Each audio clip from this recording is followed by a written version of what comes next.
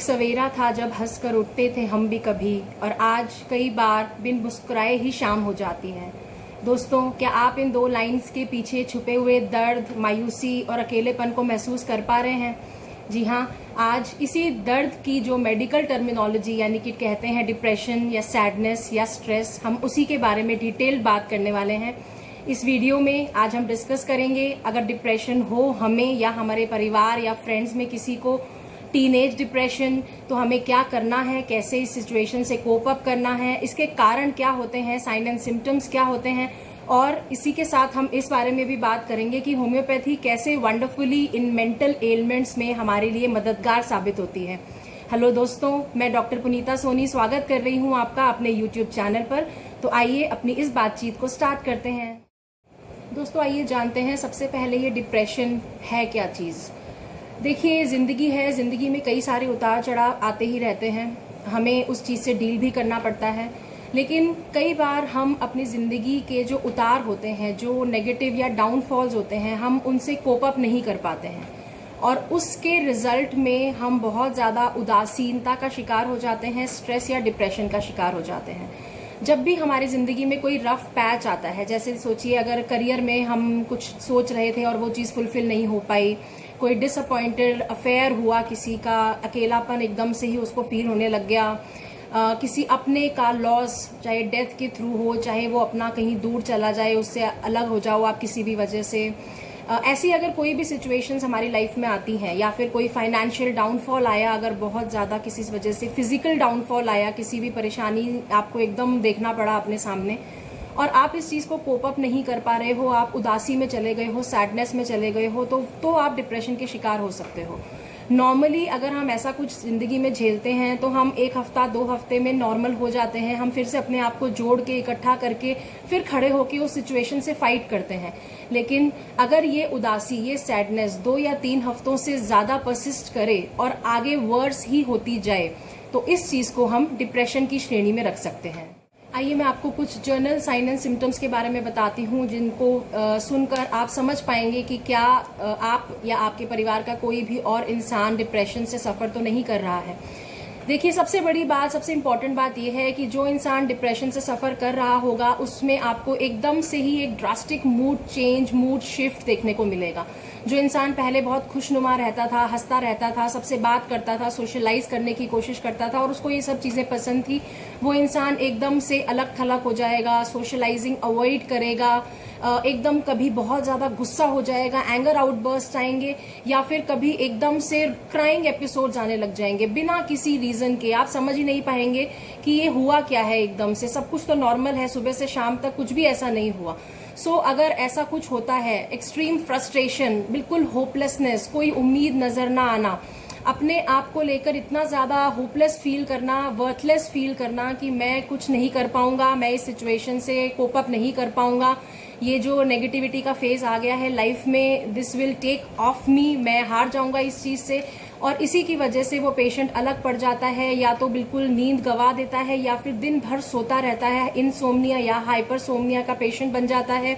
Extreme anxiety हो जाती है उस मरीज में, उस पेशेंट में, कि छोटी छोटी बातों के लिए भी डरने लगेगा। अगर अभी तक हस्बैंड वापस नहीं आए हैं फैक्ट्री से, ऑफिस से, मार्केट से, तो कुछ हो तो नहीं गया उनको, कोई एक्सीडेंट तो नहीं हो गया, बच्चा स्कूल से वापस क्यों नहीं आया, वहां पर कोई प्रॉब्लम तो नहीं हो गई, सड़क पार करते समय कोई दिक्कत तो नहीं हो गई, मैं अगर खाना बनाने लगूंगी तो ऐसा तो नहीं हो जाएगा, मैं गिर तो नहीं जाऊंगी।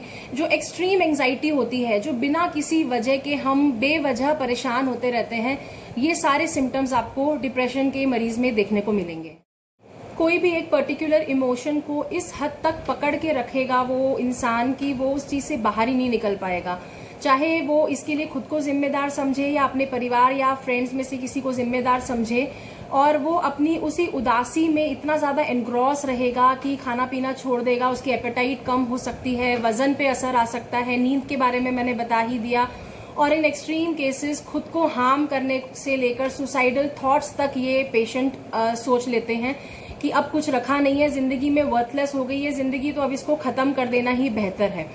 अनएक्सप्लेन्ड पेन्स हो सकते हैं उनको कहीं पर भी, सिर से लेके पांव तक में, जिसका कोई रीजन नहीं है, कोई मेडिकल रीजन समझ में नहीं आएगा, डायग्नोस नहीं कर पाएंगे, लेकिन उनको वो दर्द उठ सकता है।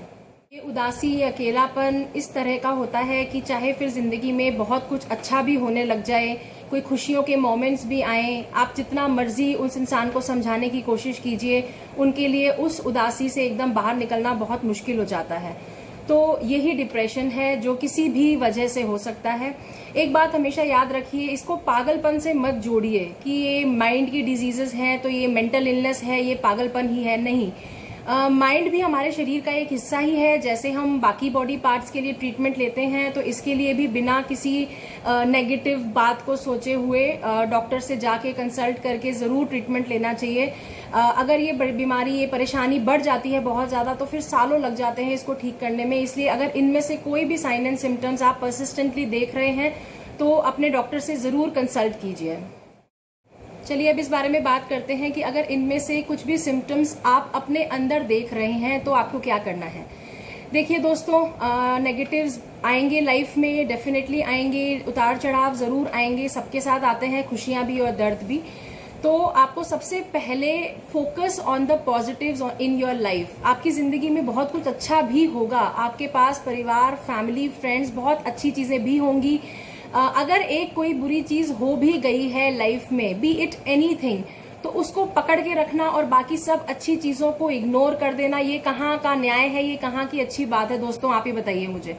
सो पॉजिटिव्स पे फोकस कीजिए, उन लोगों पे फोकस कीजिए जिनको आपकी खुशी, आपके दर्द से फर्क पड़ता है, जो आपके साथ हर सिचुएशन में डट कर खड़े हैं। अपनी जिंदगी से नेगेटिविटी को खुद ही बाहर करने की कोशिश कीजिए। देखिए, कोई भी आपके दिमाग में घुसकर ये नहीं कर पाएगा, ये आपको खुद ही अपने लिए करना है और आप कर सकते हैं, यकीन मानिए। अच्छी चीजों पे फोकस करना है, अपनी हेल्थ पे फोकस करना है, एक्सरसाइज रेजीम कुछ नया ऐड कीजिए अपनी लाइफ में।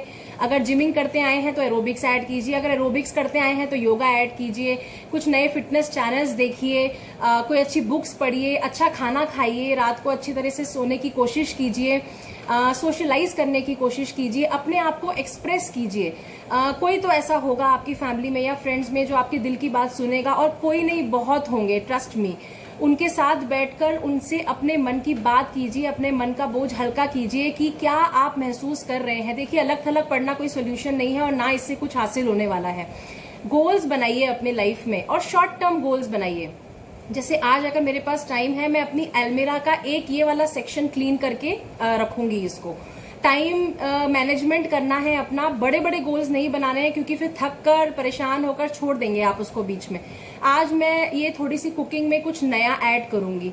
आज मैं अपने फेस के लिए एक अच्छा सा मास्क बनाऊंगी, अपने हेयर के लिए एक अच्छा सा मास्क बनाऊंगी और उसको आधा एक घंटा अपने ऊपर एक अच्छा क्वालिटी टाइम दूंगी।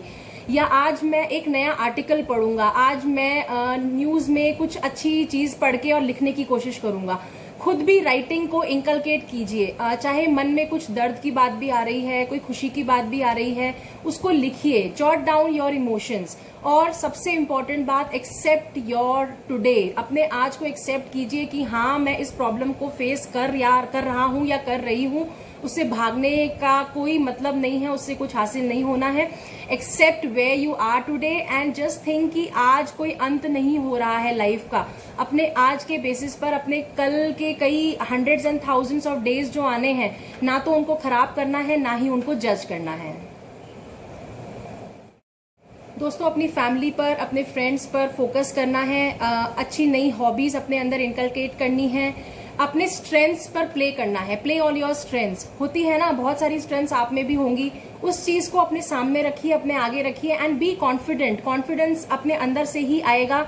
अपने दिमाग का खेल है सब। डेफिनेटली जब ये दिमाग डाउन हुआ, नेगेटिव हुआ तो डिप्रेशन हुआ, लेकिन जब ये दिमाग वापस अपनी जगह पर आएगा और एक सही तरह से सही स्ट्रीम में सोचेगा तो आप वही पुराने वाले कॉन्फिडेंट इंसान बन जाएंगे जो दुनिया जीतने का दमखम रखते थे।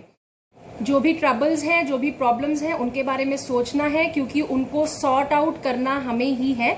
But don't keep brooding on them. सिर्फ उन्हीं के बारे में नहीं सोचना है कभी भी। हाँ, अपनी एक लाइफ का रूटीन बनाइए, अपना डेली शेड्यूल बनाइए और उन चीज़ों को बिल्कुल अवॉइड कीजिए जो आपको नेगेटिविटी देती हैं। हमेशा कॉन्फिडेंट लोगों के साथ में ज़्यादा रहिए और सोशलाइज कीजिए, क्योंकि जैसी हम कंपनी रखते हैं वैसा ही हमारे मन पे भी प्रभाव पड़ता है, हम भी वैसे ही हो जाते हैं। तो उन चीजों पर फोकस करना है जो हमें पॉजिटिविटी दे। और एक और बात का हमेशा ध्यान रखिए, जो आपके अंदर की वो एक नेगेटिव डिप्रेशन वाली आवाज आपको करने के लिए कहती है ना, कभी उसकी बात मत सुनिए, हमेशा कुछ उल्टा ही कीजिए उससे। जो भी वो अगर वो आपको कहती है कि कमरे में बंद हो जाओ और रो और किसी से बात मत करो और तेरी जिंदगी खत्म, तो आपको अपने अंदर अपने दिल की और अपने पॉजिटिव वाले जो माइंड है उसकी आवाज सुननी है कि नहीं, मैं ऐसा तो नहीं था, मैं ऐसी तो नहीं थी, अब मुझे इस सिचुएशन से बाहर निकलना है and I will conquer this negative situation, और मैं इस चीज से बाहर निकल के ही दिखाऊंगा या दिखाऊंगी।